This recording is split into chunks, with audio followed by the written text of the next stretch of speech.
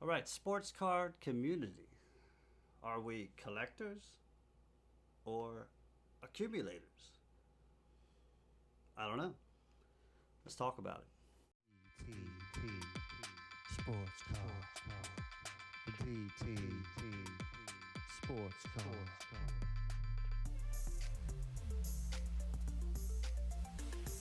The DT Sports Car.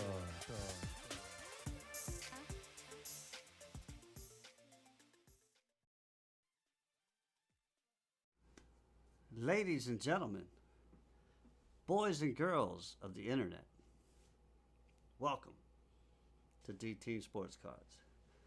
I'm your host, DT, and in today's video, we're going to discuss whether we're collectors or accumulators and how we've gotten to this point in the hobby.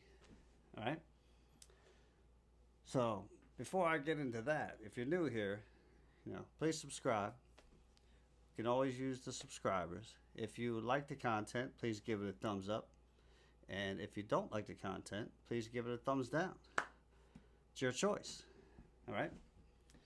And the first thing I want to do is I want to show you guys the most important card in my collection. All right? And I don't have a 52 Mantle. Let's see, I don't have a Honus Wagner. But what I do have is a VFW national membership. All right.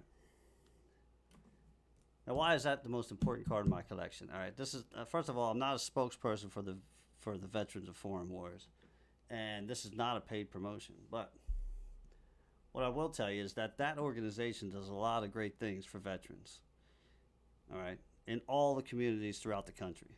So, what I would ask of you is to find veterans, heroes in your community that you can, I don't like to say help them out because they don't need your help. What they need is your appreciation for the sacrifices that they've made, all right? So I am a national member of the Veterans of Foreign Wars, but I was in a war zone, but I was never shot at. I never shot at anyone, so I'm not a hero, all right? But there are millions upon millions of heroes in this country. Men and women who have sacrificed, they've risked and sacrificed literally everything so that people that don't want to sacrifice for their rights don't have to. That's the American dream. You don't have to sacrifice anything to achieve greatness in America, all right? So, a little backstory, I'll tell you. My grandfather fought in World War II. I have two uncles that fought in the Vietnam War. I have another uncle that fought in both Gulf Wars. And to me, your military legacy lasts for about 3 generations. So, if you haven't served and neither of your parents have served, nor have your grandparents served in the military, then you don't deserve anything that you have. It's only by the grace of the men and women that put on that uniform and risked everything that you even exist. All right? So it is the absolute least that you can do is to show your appreciation to those heroes. And you can give to the VFW, you can give to disabled American veterans, paralyzed veterans of America, or if there's a group in your local community that does great work for veterans, you can support them. And you don't have to give money. You can give your time. You can go to any of these organizations and say, what can I do to help? And I'm sure they can find something for you to do. So that's what's beyond that. I hope that you appreciate the veterans of this country. And if you're not watching this, if you're not in America watching this, I hope that you appreciate your men and women that fight in your armed services. So, all right, on to the topic of the day. Are we collectors or merely accumulators of cards? And I got this idea by watching. I was watching a video from Dan the Card Man, and he was talking about how the hobby sucks, and a lot of his points were spot on. About the fact that there's no end consumer anymore for any of these cards because everyone's looking for a margin to flip a card to make some money, to get into another card. But we're all selling to the next middleman, right? So before we can decide whether we're collectors or accumulators, we have to figure out how we got to where we're at and where this all began. All right. So in my mind, and these are just my opinions, but in the way that I see things as happening, but much like the beginning of the universe with the Big Bang, this iteration of the hobby was started with the big pump and dump, right? And this is not the first time this has happened, all right? And it's not just in sports cards. People pump and dump crypto, they pump and dump stocks, the housing market, all right? So this is not a new phenomenon, all right? I can remember back in 1986, all right, the big chase card was the Jose Canseco, the Donruss rated rookie Jose Canseco. And I think I was 16 at the time. And I can remember you could go to the hobby shop. We had a local card shop. You could go in there. And if you pulled the Canseco from a pack, and I can't remember what the packs cost, but the owner of the card shop would pay you $60 for that card. You could pull from a pack. Maybe the pack was $1.50 or $2, whatever it was. And he would give you $60 cash for the card. And at the same time, you could buy a pack of 84 tops. And if you pulled the Don Mattingly, it was worth like $100 or $120. So let that run through your brain a little bit, because there's not a single paper rookie card today, base rookie card, that's worth $60 or $100 or $120. So let that sink in and think about where the prices are at right now. So back to the pump and dump. And when I say pump and dump, I'm not talking about these smaller channels that, they might have 20,000 subscribers, and you say, well, that's a lot of subscribers. And I mean, I guess it is compared to my channel. It's a pretty big channel, but they're getting 1,000, 2,000 views on their videos, maybe 5,000 at the most. So while they do have some sort of influence, they're not really pumping and dumping. I mean, they might be pumping a card, like I've shown in the past, my Marvin Bagley, and I'm not a fan of Marvin Bagley. I think that he can do something good, and then his value will go up, and then I'll sell those cards to someone else who thinks that there's a little more upside in Marvin Bagley. So I think we have a little backwards when we think that these, like Neo Cards and Comics or Dakota Sports Cards Anonymous or any of these, not super huge channels are pumping and dumping. It's just not happening. They might be pumping, but they're not dumping because they don't have, hundreds of these cards to put on the market. But back to how the initial pump and dump occurs. And I think we all know how it happens, but you have these people that accumulate wealth through no fault of their own, and I know I'm going to get in the comments, oh, they work hard for their money, and their influence, and they might work hard, all right? I'm not saying that they don't work hard, but working hard has no correlation to accumulating wealth, all right? There's literally billions of people every day that work hard, all right? Basically to exhaustion, all right? Whereas when they get home from work, they're so exhausted that they just collapse and to the next day when they go back to work, all right? So let's have a distinction between hard work and accumulating wealth, which is it's just a happenstance. It just happens, all right? So you can do things that will maybe improve your chances of having good luck, but it's all luck. All right. Remember, your initial luck is being born to who you're born to and where you're born. All right. You can take any billionaire on the face of this earth, and if they were born in the middle of the Amazon rainforest to indigenous people and they never left the Amazon rainforest, they would never have accumulated wealth. All right. So, and then remember, you have another 25% of your life that someone else is going to tell you what you're going to eat, when you're going to eat, where you're going to sleep, if you're going to sleep. They're going to decide if you have shelter, where you go to school, what you learn, right? You have no control over 25% of your existence. And then a lot of people take the next 25% of their existence because that first part is the foundation of your existence, right? So someone else controlled that. So now you take the next 25% to try to rebuild that broken foundation, all right? And some people will come out the other side fine, and some people will just get tired of trying to fix the foundation and they'll stop. All right, so I don't want to get off track onto that, but so you have these people that accumulate wealth, and what they do is they have all these different channels. You know, they have news, they have social media, they have a big following. So, you know, they'll pull the pin on a grenade and toss it, and they'll say, you know what, I think like the sneaker market is going to slow down, and I think sports cars is the next hot market, right?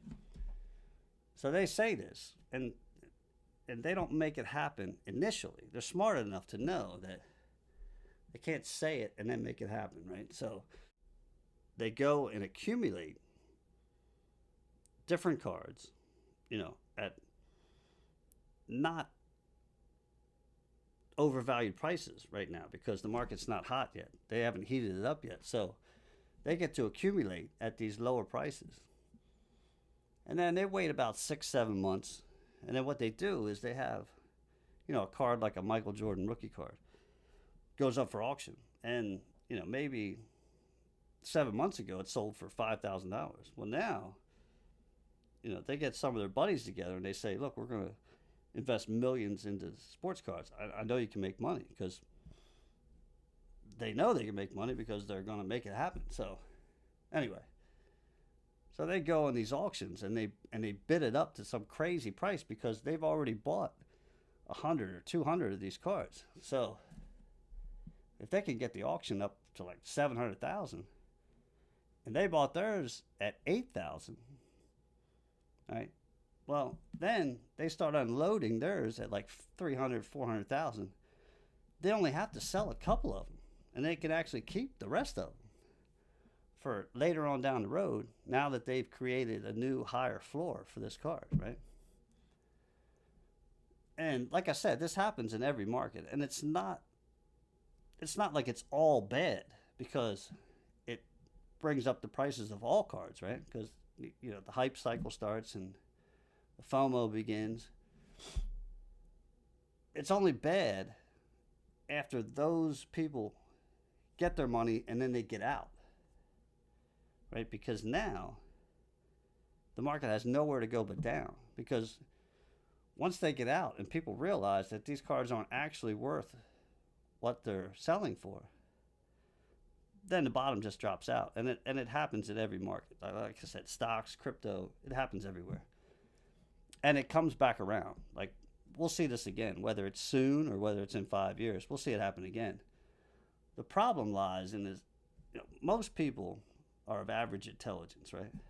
That's what it means, average. So that's most people.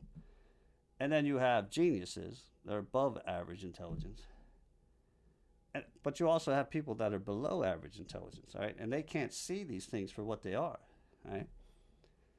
So then becomes the moral question. Do we need these people that we can take advantage of in order to have these markets that we like to play in? Or is it our moral obligation to call these things out for these people and explain them better so that they understand that they're being taken advantage of, right? So, I don't know. I mean, you guys can tell me in the comments. But do we have to have people that we can take advantage of for a normal economy to exist? Or can we all be morally better, right? And let everybody know what's going on when it's going on. Right? So I don't know the answer to that. But so you have the pump and dump. And then all the prices are elevated, right? So everything is going up. So it doesn't matter what you buy. You're going to make money on it for a certain amount of time. So I know for me, like I bought 29 Jason Kidd SP Championship rookies or whatever it was. And there's probably a million of these cards, but at the time, you know, PSA 10 was selling for like $300. So I bought 29 for about 80 cents a piece on ComC. And I had them shipped home. And the same thing, I bought like 26 Brendan Rodgers rookie debuts. I got them for like 8 cents a piece. Now, I like both of those players, but they're not like a player that I PC or that I follow personally. But I just thought at 8 cents a card, you know, I could probably sell them for $1 or $2. And if it gets really hot for a couple years, you know, I could probably get $3 to $5 for those cards. So that I could make some money to buy other cards, right? So, you know, I've done this with other players. So what we transformed the hobby into is more of a side hustle where people aren't just collecting anymore. They're trying to speculate and find cheap assets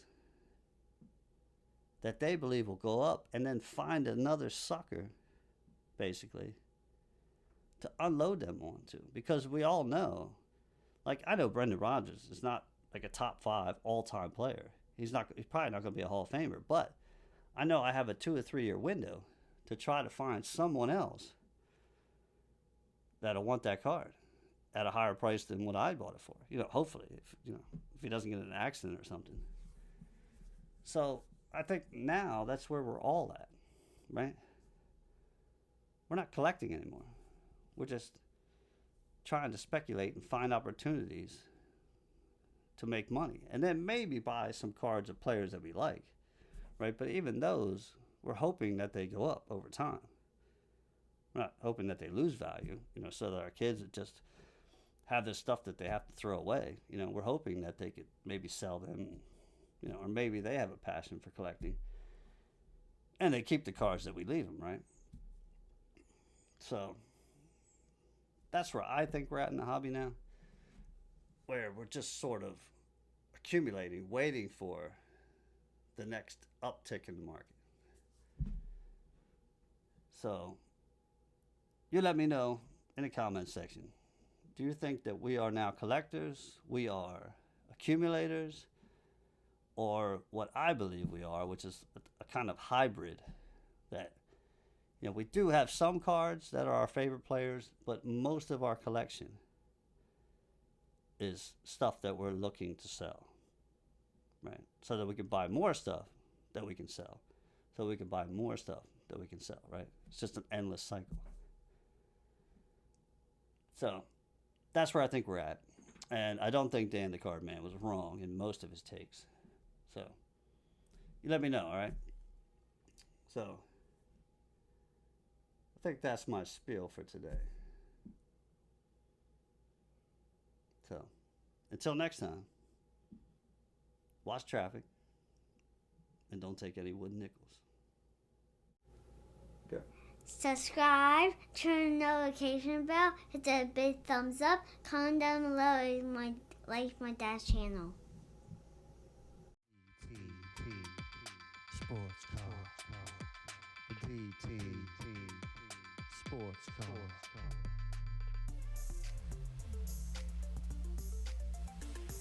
The DT Sports Car.